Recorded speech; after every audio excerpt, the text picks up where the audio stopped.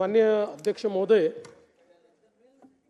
गृह विभागाच्या मागण्यांवर सन्मान्य सदस्य श्री विजय वडेट्टीवारजी, सन्मान्य भास्कर जाधवजी, सन्मान्य रोहित पवारजी, श्रीमती सुलभाताई खोडके, डॉक्टर नितीन राऊत, श्रीमती मनीषाताई चौधरी, श्री वरुण सरदेसाई, श्री दिलीप लांडे, श्री नारायणाबा पाटील, श्री शेखर निकम, श्री रईस शेख, श्री विकास ठाकरे, श्रीमती सुलभाताई गायकवाड, श्रीमती रंजना जाधव, श्री सुनील शेळके, श्री अभिजित पाटील, श्री किशोर जोरगेवार, श्री विलास भुमरे, श्री विजय सिंग पंडित, श्री कैलास पाटील आणि श्री मुरजी पटेल, श्री विश्वजित कदम या सन्माननीय सदस्यांनी या ठिकाणी आपली मतं व्यक्त केली, काही सूचना देखील दिल्या, काही त्या भागातल्या तक्रारी देखील समोर मांडल्या। खरं म्हणजे भास्करराव, तुम्ही अंतिम आठवड्याचं जे काही भाषण करायचं होतं ते आजच करून टाकलं, त्यामुळे आता अंतिम आठवड्यामध्ये कायदा सुव्यवस्था तुम्हाला घेताच येणार नाही, कारण नाही त्याचं उत्तरही मी आज सगळं देऊन टाकणार आहे, त्यामुळे अंतिम आठवड्याकरता कायदा सुव्यवस्थेचं फारसं काही शिल्लक राहणार नाही। मोठे आहेत ना, आपल्या वजनाप्रमाणेच इश्यू असतात, आपले छोटे मोठे इश्यू नसतात, पण तुमचं वजन छुप आहे। माननीय अध्यक्ष महोदय, कायदा आणि सुव्यवस्थेच्या संदर्भात चर्चा होत असताना खरं म्हणजे महाराष्ट्र हे कायदा आणि सुव्यवस्थेच्या दृष्टीनं देशामध्ये एक अतिशय चांगलं राज्य मानलं जातं, स्थैर्य असलेलं, कायदा आणि सुव्यवस्था असलेलं राज्य मानलं जातं। आणि ही गोष्ट देखील खरी आहे की महाराष्ट्रामध्ये विविध प्रकारच्या घटना या होत असतात। घटना झाल्यानंतर त्याला आपण रिस्पॉन्स कसा देतो, त्याचं डिटेक्शन होतं की नाही, कन्व्हिक्शन होतं की नाही, या गोष्टी अधिक महत्त्वाच्या असतात। जगाच्या इतिहासामध्ये असं कुठलंच राज्य नाही की ज्या ठिकाणी गुन्हे घडले नाहीत। गुन्हे घडत असतात कारण प्रवृत्ती असतात, पण गुन्हेगारी प्रवृत्तीवर आपण कारवाई करतो की नाही, हा खरं म्हणजे कायदा आणि सुव्यवस्थेचा एक महत्त्वाचा निकष असतो। आणि किती गुन्हे घडले यापेक्षाही सेफ्टीचं परसेप्शन काय हे अत्यंत महत्त्वाचं असतं। आणि त्या दृष्टीने ही गोष्ट खरी आहे की आपण जर बघितलं तर देशामध्ये महाराष्ट्र एक अतिशय महत्त्वाचं राज्य आहे।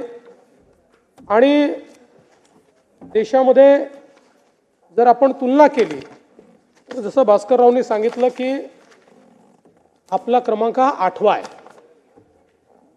देशामध्ये जे काही वेगवेगळ्या प्रकारे महत्त्वाचे जे गुन्हे होतात, ओव्हरऑल गुन्ह्यांमध्ये महाराष्ट्राचा क्रमांक 8वा आहे।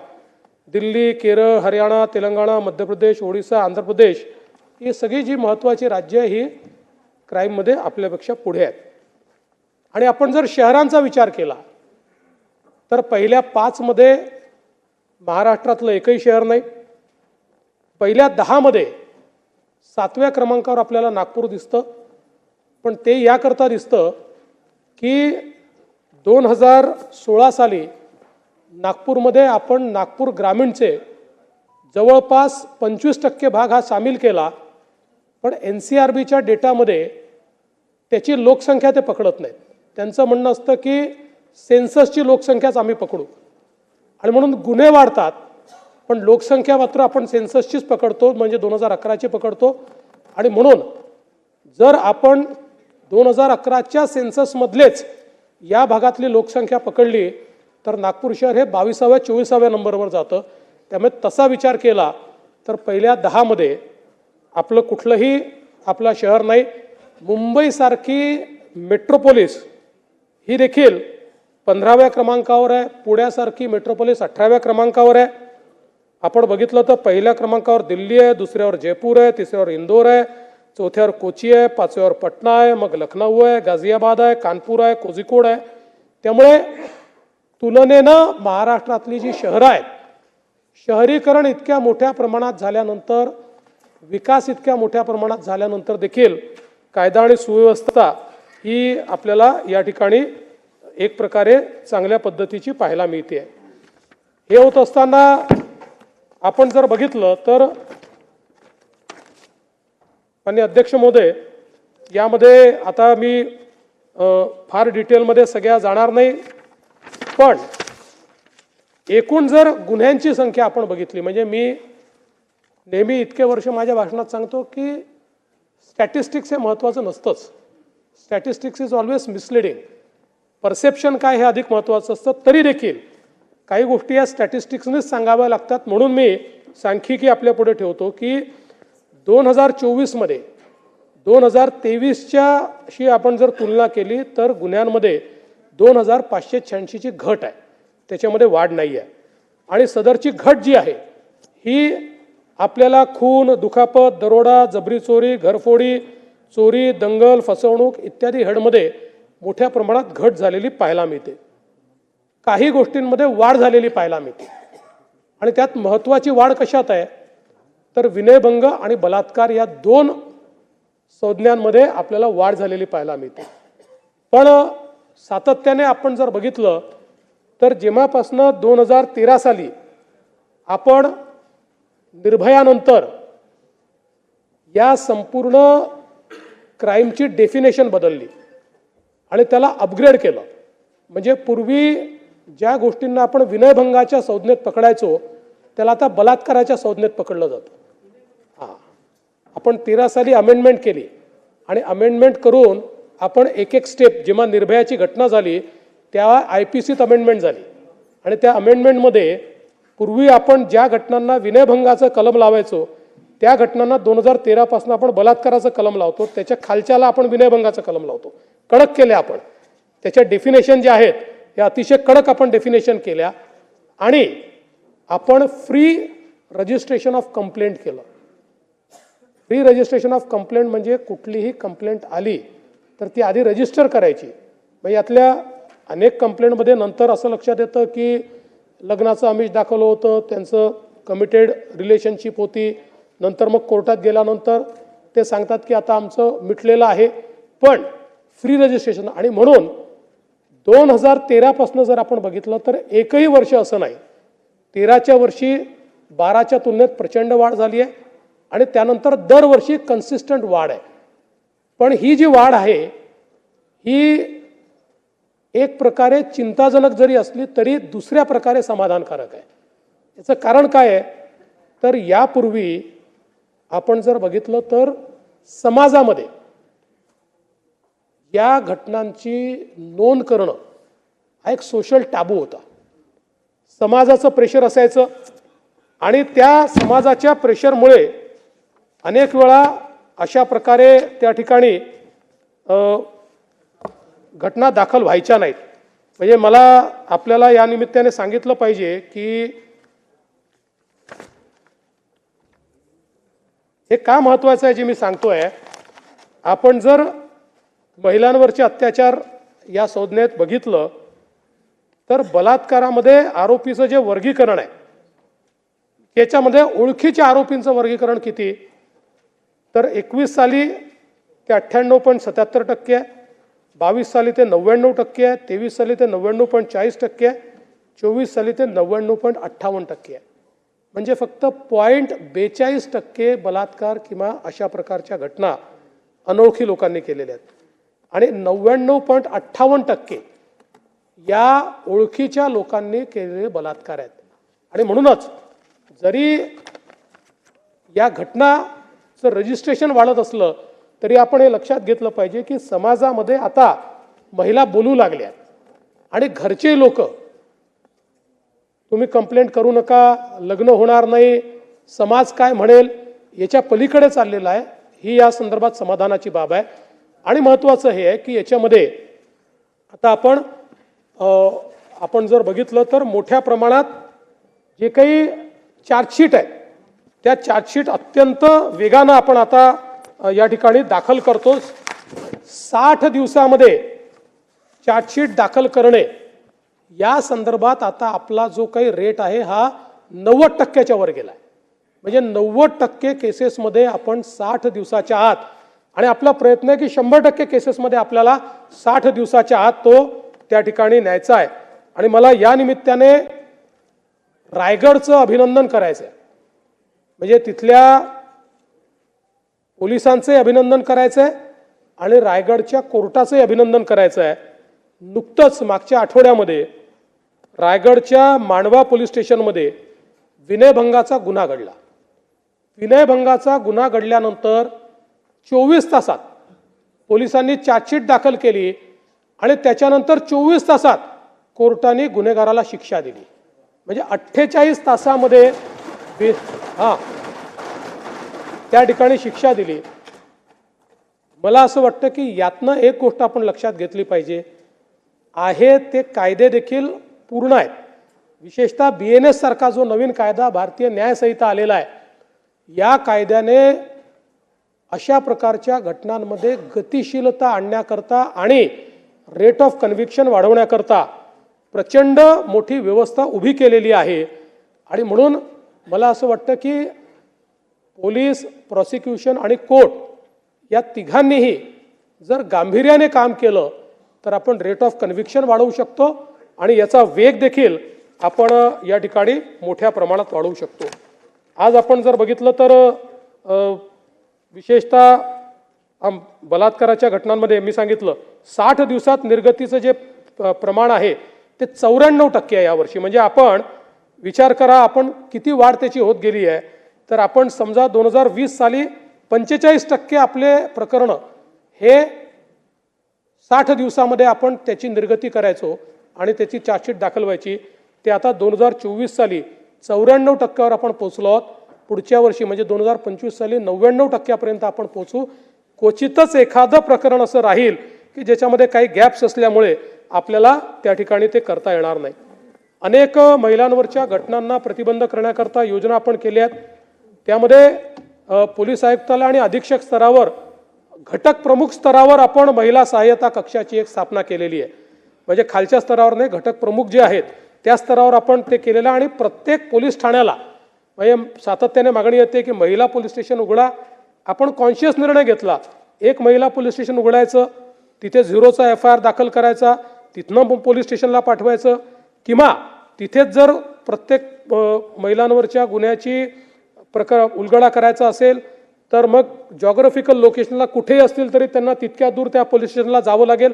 आणि म्हणून आपण मागच्या काळात कॉन्शियस निर्णय घेतला की प्रत्येक पोलीस स्टेशनमध्ये महिला एक डेडिकेटेड असा सेल आपण तयार केलेला आहे. आणि कुठल्याही क्षणी महिला जर एखादी तक्रार नोंदवायला गेली तर महिला अधिकाऱ्यांनीच ती तक्रार नोंदवून घेतली पाहिजे, अशा प्रकारचा आपण निर्णय केला आहे. तशा प्रकारची व्यवस्था ही आपण केलेली आहे.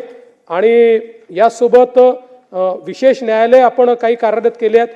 आता नुकतंच लक्षात आलं की कारण शेवटी महिलांवरचे विशेष न्यायालय जे आहेत हे डेझिग्नेट माननीय उच्च न्यायालय करतं. आता आपल्याकडे त्या न्यायालयातले न्यायाधीश बदली झाले, काही ठिकाणी रिटायर झाले. आणि त्यामुळे असं लक्षात आलं की मंजूर न्यायालयात मोठ्या प्रमाणात पण कार्यरत न्यायालय कमी आहेत. आणि म्हणून परवाच मी जी मुख्यमंत्री आणि मुख्य न्यायाधीश बैठक झाली त्या बैठकीत हा विषय फ्लॅग केला आणि मला माननीय मुख्य न्यायाधीशांनी त्या ठिकाणी आश्वस्त केलं की तात्काळ जेवढे महिलांच्या संदर्भात आणि पॉक्सोच्या संदर्भात जेवढे न्यायालय मंजूर आहेत ते सगळे न्यायालय कार्यरत होतील एवढं त्या ठिकाणी जे काही आपले जे जजेस आहेत अपॉइंट करायचे आहेत ते आम्ही तात्काळ अपॉइंट करू, अशा प्रकारे त्यांनी आपल्याला या ठिकाणी सांगितलेलं आहे. दुसरं आपण दामिनी पथक, निर्भया पथक, भरोसा सेल अशा अनेक गोष्टी याच्यामध्ये सुरू केलेल्या आहेत ज्यातनं अल्पवयीन मुलींना आधार मिळावा. म्हणजे आता मोठ्या प्रमाणात आपण शाळा कॉलेजेसमध्ये आपल्या महिला पोलिसांनी जावं, PSI महिलांनी जावं, त्या ठिकाणी संवाद करावा, अशा प्रकारचा उपक्रम सुरू केला. आणि काही जिल्ह्यांनी हा उपक्रम अतिशय चांगल्या प्रकारे त्या ठिकाणी राबवलेला आहे. मनोधैर्य योजनेच्या अंतर्गत देखील आपण अर्थसहाय्य करतो. आणि निर्भया फंडाचा एक विषय कोणीतरी मगाशी मांडला होता, त्या संदर्भात मी सांगू इच्छितो की 250 कोटी रुपये आपल्याला मिळाले होते, त्यापैकी 235 कोटी आपण खर्च केलेले आहेत आणि उरलेले 15 कोटीही आपण वेळेत त्या ठिकाणी खर्च करणार आहोत. त्यामुळे ते पैसे खर्च होत नाही किंवा केले नाहीत अशा प्रकारचं हे काही योग्य नाही आहे. 112 आपला जो नंबर आहे, या नंबरच्या माध्यमातून तातडीनं महिलांना जी काही मदत मिळाली पाहिजे किंवा इतरांनाही मदत मिळाली पाहिजे, या संदर्भात आता रिस्पॉन्स टाईममध्ये देशामध्ये आपण दुसऱ्या क्रमांकावर आलो आहोत. आणि आपण सांगतो म्हणून नाही, तर हा जो काही रिस्पॉन्स टाईम आहे हा केंद्र सरकारशी लिंक्ड आहे. कारण आता सगळं आपलं CCTNSमुळे आणि आपली सगळ्या सिस्टीम डिजिटल असल्यामुळे प्रत्येक गोष्ट रेकॉर्ड होते. त्याच्यामुळे किती वेळात आपण पोचलो या संदर्भातला सगळा रेकॉर्ड त्या ठिकाणी येतो. कॉल आल्यानंतर किती वेळात पोलीस पोचतात, याच्यामध्ये तेलंगणा पहिल्या क्रमांकावर, आपण दुसऱ्या क्रमांकावर आहोत. पण आपण हे ठरवलं आहे की कुठल्याही परिस्थितीत यावर्षी आपण तेलंगणाचा टायमिंग मॅच करायचा आणि पुढच्या वर्षी तेलंगणापेक्षाही क्विक रिस्पॉन्स आपण करायचा. त्या दृष्टीने ज्या इन्फ्रास्ट्रक्चर गॅप्स आहेत त्या गॅप्स पूर्ण करण्याचा प्रयत्न हा आपण या ठिकाणी करतो आहोत. अनैतिक मानवी वाहतूक या संदर्भात आपण एक समन्वय कक्षाची स्थापना केलेली आहे. विशाखा समिती आपण स्थापन केली आहे. पीडित महिलांच्या सहायतेसाठी 124 समुपदेशन कक्ष आपण तयार केलेले आहेत. आणि जनजागृती, प्रबोधन या सर्व गोष्टींकरता मोठ्या प्रमाणात आपण त्या ठिकाणी प्रयत्न करतो. लहान मुलींचे लैंगिक अत्याचार जे आहेत या संदर्भातही आपण मोठ्या प्रमाणात काम सुरू केलं. आणि सगळ्यात महत्त्वाचं जे आपल्या पोलिसांनी चांगलं काम केलेलं आहे ते म्हणजे ऑपरेशन मुस्कान, जे आपण 2016 पासून सुरू केलं, 15 पासून, आणि 2015 पासून 2023 पर्यंत 12 ऑपरेशन मुस्कान आपण केले. आणि याच्या अंतर्गत 38,910 लहान मुलं आणि मुली यांचा शोध घेऊन त्यांना त्यांच्या घरापर्यंत आपण पोचवलं. आणि महाराष्ट्राने हा जो ऑपरेशन मुस्कान केलेला आहे याला देश पातळीवर देखील खूप मोठ्या प्रमाणात केंद्र सरकारने त्याची तारीफ केली आहे आणि इतर राज्यांनाही त्या संदर्भात कारवाई करण्याकरता सांगितलेलं आहे. एक स्पेशल टास्क फोर्स देखील पॉस्कोच्या संदर्भात आपण केलेला आहे. आणि पॉस्कोच्या संदर्भात चार्जशीट वगैरे वेळेत झाली पाहिजे या संदर्भात आपण प्रयत्न करतो. एक 1098 ही एक टोल फ्री अशा प्रकारची व्यवस्था देखील आपण या निमित्ताने सुरू केलेली आहे. आणि म्हणून मला असं वाटतं की मोठ्या प्रमाणात हे काम आज आपल्याकडे होताना आपल्याला पाहायला मिळतं आहे. आज आपण जर बघितलं तर गुन्ह्याच्या संदर्भात मी आपल्याला सांगितलेलं आहे. यासोबत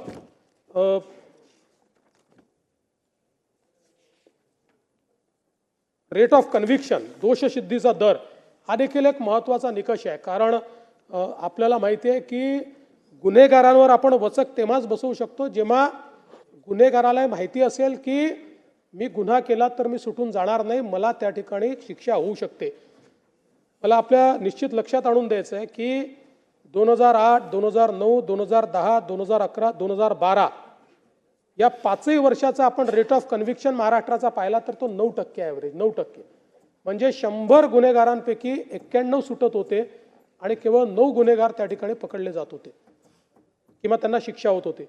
2014 साली आपण त्या ठिकाणी 14 GR काढले आणि त्याचं इम्प्लिमेंटेशन सुरू केलं. आणि त्यानंतर 2015 पासून तो वाढणं सुरू झालं.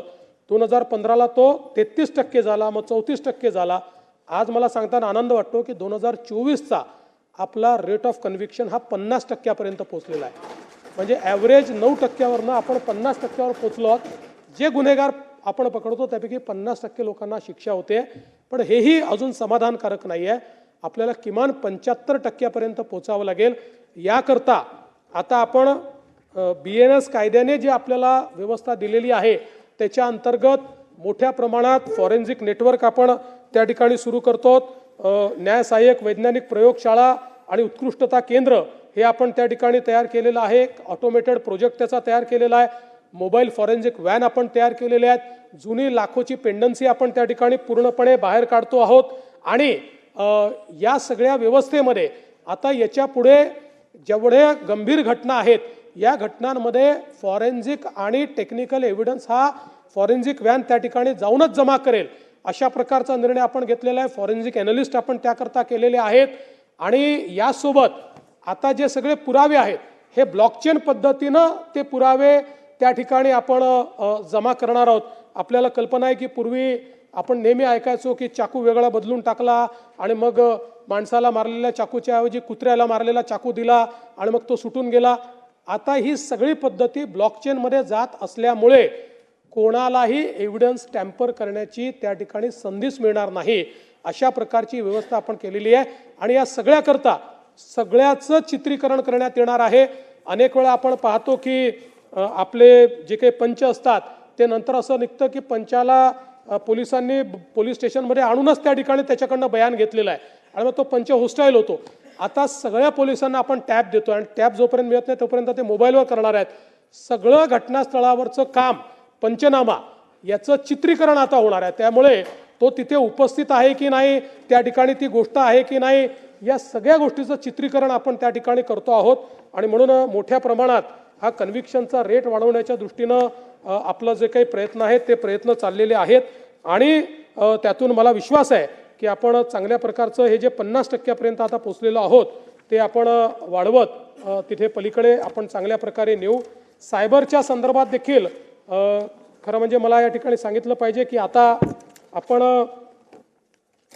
सायबरच्या संदर्भात आपण 51 सायबर लॅब आपल्या तयार केलेल्या आहेत. आणि आपलं महासायबर नावाचं जे एक अतिशय महत्त्वाचं हेडक्वार्टर हे आता नवी मुंबईमध्ये तयार झालेलं आहे. आणि देशाच्या पातळीवरचं सर्वात आधुनिक अशा प्रकारचं सायबर हेडक्वार्टर हे आता महाराष्ट्रामध्ये झालेलं आहे. परवाच्या मंत्रिमंडळाच्या बैठकीत आम्ही त्याला कॉर्पोरेशनमध्ये रूपांतरित केलं, कारण 3 राज्यांनी आपल्याला आपल्या सायबर एक्सलन्स सेंटर जे आहे याला त्यांच्या राज्याचं काम दिलेलं आहे की आमच्या राज्यामध्ये येऊन अशा प्रकारचं सायबर सेंटर तुम्ही तयार करा. आणि 2 देशांनी आपल्याला आत्ता एक्सप्रेशन ऑफ इंटरेस्ट दिलेला आहे की अशा प्रकारचं सायबर सेंटर हे आमच्या देशामध्ये आपल्याला तयार करायचं आहे. म्हणून आपल्याकरता तर हे सायबर सेंटर काम करेलच, पण आपला प्रयत्न असा आहे की कॉर्पोरेशन तयार करून त्यातनं कमर्शियली देखील आपण अशा प्रकारचे सायबर सेंटर तर तयार करूच, पण त्यासोबत देशभरामध्ये किंवा राज्यातल्या कुठल्याही बँकेमध्ये, कुठल्याही इन्स्टॉलेशनमध्ये, कुठल्याही इंडस्ट्रीमध्ये, कुठल्याही फॅक्टरीमध्ये त्या ठिकाणी सायबरशी संबंधित ऑडिट हे करण्याची कॅपेबिलिटी आपल्याकडे आज देशातले जे सगळे मोठे टूल्स आहेत हे सगळे लायसन्स टूल आपल्याकडे आहेत. तसं मॅनपॉवर आपण त्या ठिकाणी सगळं घेतलेलं आहे. आणि म्हणून एक आता आपल्याला केंद्र सरकारने 1045 हा नंबर देखील आता अलॉट केलेला आहे. आत्तापर्यंत गेले 6 महिने आपण प्रायोगिक स्तरावर हे चालवत होतो, आता गोलेव आपण ते केलेलं आहे. आणि मला सांगितलं पाहिजे की येत्या काळामध्ये आपली कॅपेबिलिटी असेल की एखादा सायबर गुन्हा घडल्यानंतर 24 तासामध्ये आपण किमान तो उघडकीस आणू शकू. आणि जर गोल्डन अवरमध्ये आपल्याला त्याची माहिती मिळाली तर तो सगळा पैसा देखील आपण थांबवू शकू. अशा प्रकारची कॅपेबिलिटी आपण केली आहे. कारण या आपल्या सायबर प्लॅटफॉर्मशी सगळ्या बँक, सगळ्या NBFC, सगळे सोशल मीडिया जे काही तुमचे प्लॅटफॉर्म्स आहेत या सगळ्यांना आपण त्याच्याशी इंटिग्रेट केलेलं आहे. आणि म्हणून एक फार मोठी कॅपेबिलिटी सायबरच्या क्षेत्रात आपण तयार केली आहे. आपल्याला कल्पना आहे की आज सगळ्यात जास्त आपल्याला सायबर गुन्ह्यांचा सामना करावा लागतोय आणि हजारो कोटी रुपये हे लोकांचे जात आहेत. आणि उशिरा कंप्लेंट्स आल्यामुळे गुन्हा जरी उघडकीस आला तरी 10 राज्य 10 देश परिवर्तित करून कुठल्या तरी अशा देशाच्या खात्यामध्ये पैसे जातात की ज्या देशाशी आपला कुठलाही करार नाही आणि त्यामुळे ते पैसे आणणं आपल्याला अतिशय कठीण जातं. आणि म्हणून गोल्डन अवरमध्ये हे काम करण्याच्या दृष्टीने खूप मोठ्या प्रमाणात आपण त्या ठिकाणी आपण काम करतोय. आता 2024 मध्ये याचाच उपयोग करून नाही करावं लागतं. आता आपण जी प्लॅटफॉर्म आपण तयार केलेला आहे बँकांनी जर सपोर्ट केला नाही, आता फॉर्च्युनेटली सुप्रीम कोर्टाने तर असाही निर्णय दिला आहे की जेव्हा फ्रॉड होतो आणि त्या फ्रॉडमध्ये जर बँकांची चूक असेल तर आता बँकांनी पैसे भरून द्यायचे. आता सुप्रीम कोर्टाचा निर्णय आलेला आहे. आत्तापर्यंत बँका तयार नसायच्या पण आता बँकांनी ते पैसे भरून द्यायचे आहेत. त्यामुळे आता बँका ज्या आहेत अशा याच्यात आता म्हणजे आत्ता मी आपल्याला सांगतो की 2024 साली जवळपास 440 कोटी रुपये हे आपण या फ्रॉड्समध्ये थांबवले, बँकांमध्ये गोठवले आणि त्या लोकांचे ते पैसे जे आहेत ते आपण परत केले. आणि त्यासोबत एक ऑपरेशन ब्लॅकफेस आपण सुरू केलेलं आहे ज्याच्या अंतर्गत लहान मुलांचे अश्लील व्हिडिओ असतील, पोर्नोग्राफिक व्हिडिओज असतील हे सोशल मीडियावर शोधून काढायचे आणि ते सोशल मीडियावरनं त्या ठिकाणी काढून टाकायचे. यापूर्वी आपल्याला अशा प्रकारच्या गोष्टींकरता केंद्र सरकारकडे जावं लागायचं, त्यांना विनंती करावी लागायची. उदाहरणादाखल एखादा सेन्सिटिव्ह कम्युनल अशा प्रकारचा एखादी गोष्ट टाकल्यानंतर आपल्याला सेंट्रल गव्हर्नमेंटकडे जावं लागायचं, त्यांच्याकडे आपल्याला विनंती करावी लागायची, मग ते त्या सोशल मीडिया प्लॅटफॉर्मला विनंती करायची. आणि अनेक वेळा मग शनिवार रविवार आला की ते सांगायचे आम्ही शनिवार रविवारी काम करत नाही, आम्ही सोमवारी काम करू. आणि मग त्याचा परिणाम असा व्हायचा की इकडे तर दंगली घडून जायच्या. आता ही कॅपॅबिलिटी आपल्याकडे तयार झाली आहे. त्याच्यामुळे आता अशा प्रकारच्या सोशल मीडिया प्लॅटफॉर्मला तात्काळ त्या क्षणी आपण सांगू शकतो. अर्थात प्रत्येक वेळी ते रिस्पॉन्ड करतात असं नाही, कारण ते आपल्या ज्युरिस्डिक्शनच्या बाहेर आहेत, ते परदेशात बसलेले आहेत. पण बहुतांश वेळी ते आपल्याला त्या ठिकाणी रिस्पॉन्ड करतात, काही काही वेळी करत देखील नाहीत. ही देखील एक चिंतेची बाब आहे, जी केंद्र सरकारकरता देखील चिंतेची बाब आहे. पण त्या संदर्भातलं काम जे आहे ते निश्चितपणे मोठ्या प्रमाणात हे चाललेलं आहे. नार्कोटिक्सच्या संदर्भात खरं म्हणजे मी विश्वजितजी ज्यावेळेस राज्यपालांचं रिप्लाय म्हणजे अभिभाषणाला मी रिप्लाय दिला त्यावेळी त्याच्यावर अतिशय सविस्तर मी बोललेलो आहे. पण एवढंच सांगतो की त्या संदर्भात आत्ता आपल्याला दिसतंय की खूप मोठ्या प्रमाणात कारवाई आपण सुरू केलेली आहे. आपण जसं सांगितलं की या ज्या फॅक्टऱ्यात आता कुठेही बंद केमिकल फॅक्टरी असेल तर तिथे आपली व्हिजिट होते आहे. MIDCला आपण अलर्ट केलेला आहे. बंद केमिकल फॅक्टरी ही पोटेन्शियल ड्रग तयार करण्याची फॅक्टरी बनू शकते अशा प्रकारचं हे असल्यामुळे MSAB आपल्या MIDCकडनं तशा प्रकारचे आपण कुठे कुठे बंद फॅक्टऱ्या आहेत त्याचं इन्स्पेक्शन आपण सुरू केलेलं आहे आणि मोठ्या प्रमाणात हे काम चाललेलं आहे. पण ही गोष्ट देखील खरी आहे की यात अधिक जाणीव जागृती करण्याची आवश्यकता आहे, कारण कमी क्वांटिटी असते आणि त्यात जास्त पैसा असतो, त्यामुळे ती पकडणं देखील अनेक वेळा कठीण जातं. आणि म्हणून या संदर्भात खूप मोठ्या प्रमाणात आपण एक कारवाई हातामध्ये घेतली आहे. आणि जसं मी त्या दिवशी सांगितलं की आपण हा निर्णय देखील या निमित्ताने केलेला आहे की कोणीही पोलीस हा जर NDPSशी संबंधित गुन्ह्यामध्ये पोलीस जर आढळला तर त्याला त्या ठिकाणी बडतर्फच करायचं, त्याला कुठल्याही परिस्थितीमध्ये सस्पेंड करायचं नाही. हा निर्णय देखील आपण केलेला आहे.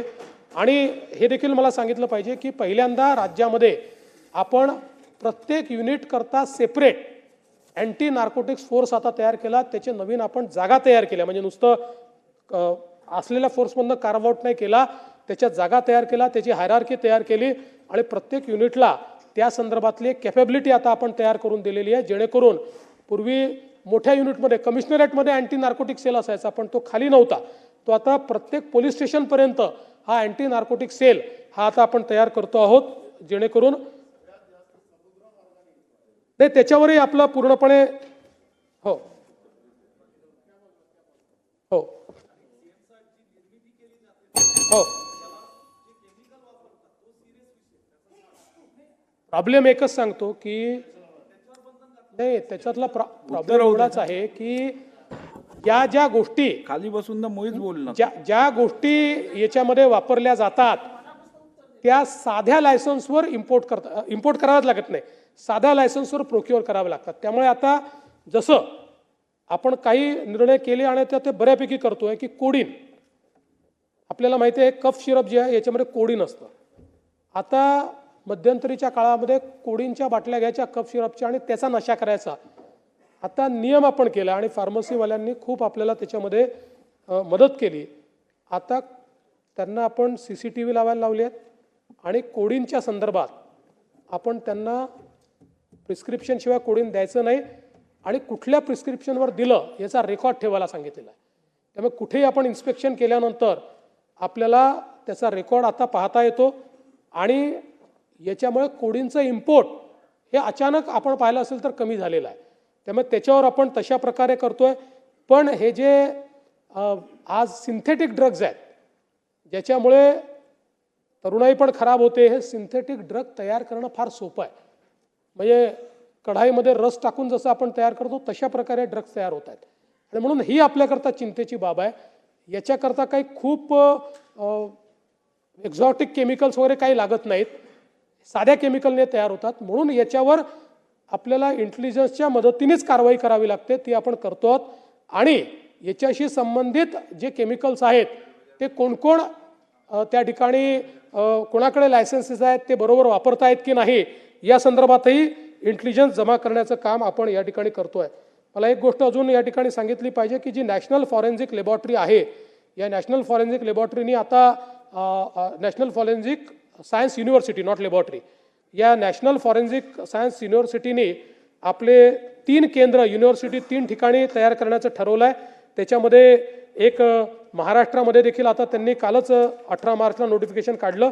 एक महाराष्ट्रामध्ये, एक छत्तीसगडमध्ये आणि एक ओडिसामध्ये त्या ठिकाणी अशा प्रकारे ही महाराष्ट्रामध्ये नागपूरमध्ये ही आपली नॅशनल फॉरेन्सिक सायन्स युनिव्हर्सिटी ही त्या ठिकाणी तयार करण्याचा केंद्र सरकारने निर्णय घेतलेला आहे.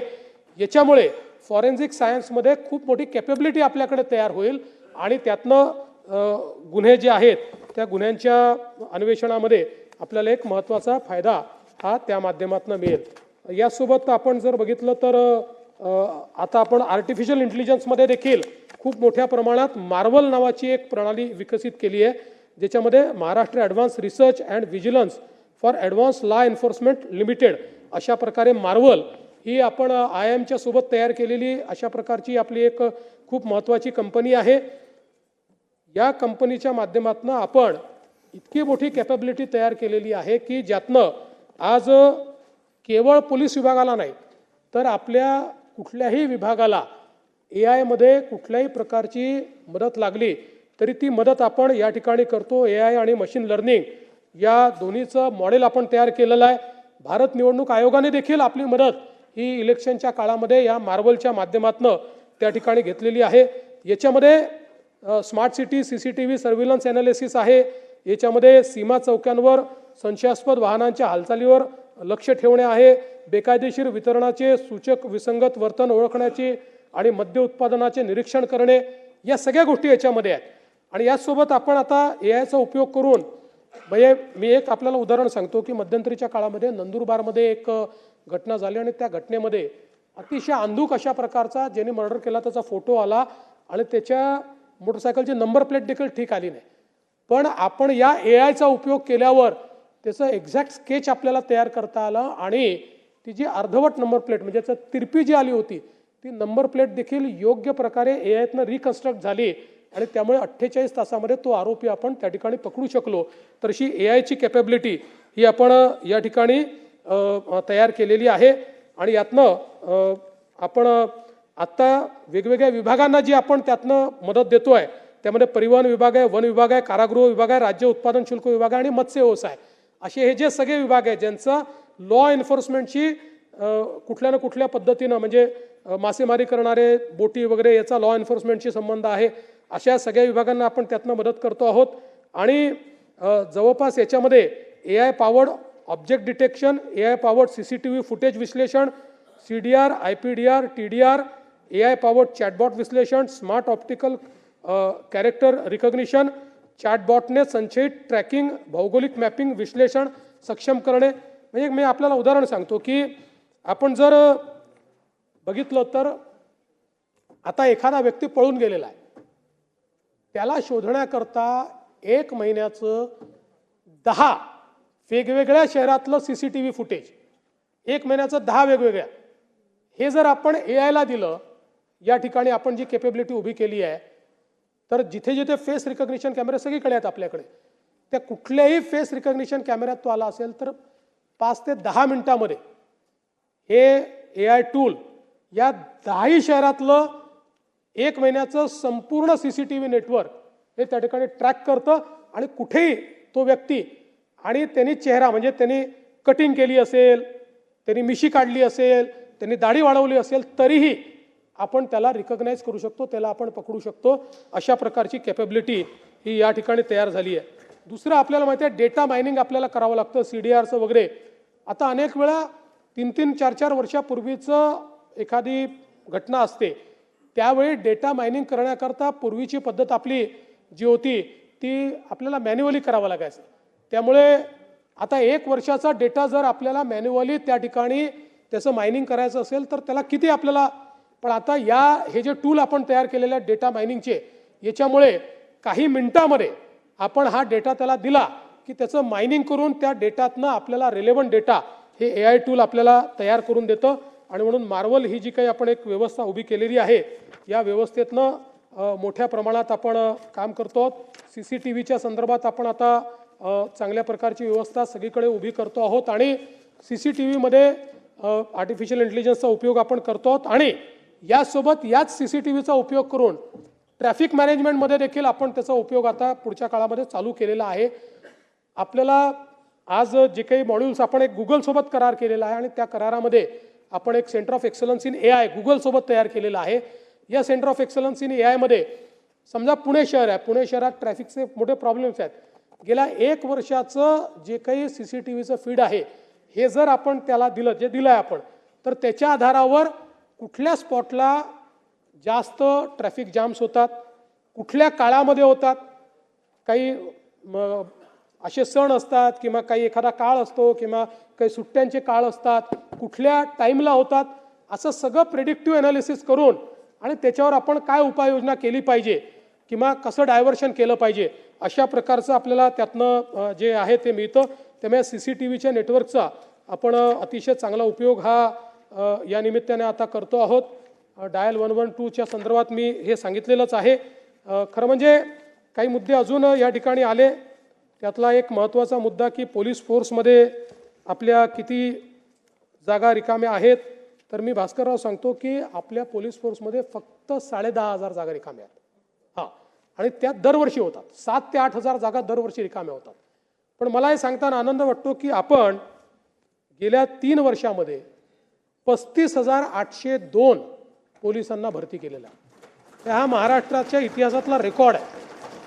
35,000ची भरती आपण ही पूर्ण केलेली आहे. आता पुन्हा नव्याने भरती आपण त्या ठिकाणी काढतो. त्यामुळे रिटायरमेंटची मॅच करणारी भरती ही आता आपल्याकडे होते. काही फार कुठली गॅप ही आपल्याकडे नाही आहे. PSI मध्येही गॅप ही आता बऱ्यापैकी आपण कमी केलेली आहे. साधारणपणे आपण बघतो PSI मध्ये एक 500-600ची गॅप नेहमी असते, ती पण आपण कमी केलेली आहे. त्यामुळे आता पोलिसांच्या एकूण संख्येमध्येही कुठे कमतरता नाही आहे. मी एकूणच या मागण्यांच्या निमित्ताने अनेक मुद्दे अनेकांनी उपस्थित केलेले आहेत. सगळ्या मुद्द्यांना काही आपल्याला त्या ठिकाणी उत्तर देता येणार नाही, पण एवढंच आश्वस्त करू इच्छितो की आणि घोसाळकरांच्या संदर्भातली चौकशी जवळपास पूर्ण करून त्याचं आपण जे आरोपपत्र आहे तेही दाखल केलेलं आहे आणि त्याच्यामध्ये जो संबंधित व्यक्ती आहे त्यांनीच ते केल्याचे सगळे पुरावे म्हणजे ज्याने तो फेसबुक लाईव्ह केला त्याचे सगळे पुरावे आपल्याला मिळालेले आहेत. आता त्याच्यामध्ये हे साहजिक आहे की कुटुंबाला क्लोजर हवं असतं. त्यामुळे कुटुंबाला असं वाटतं की याच्यात अजून काही आहे का. तर म्हणूनच मी पोलिसांना सांगितलं की जरी आपण त्या संदर्भात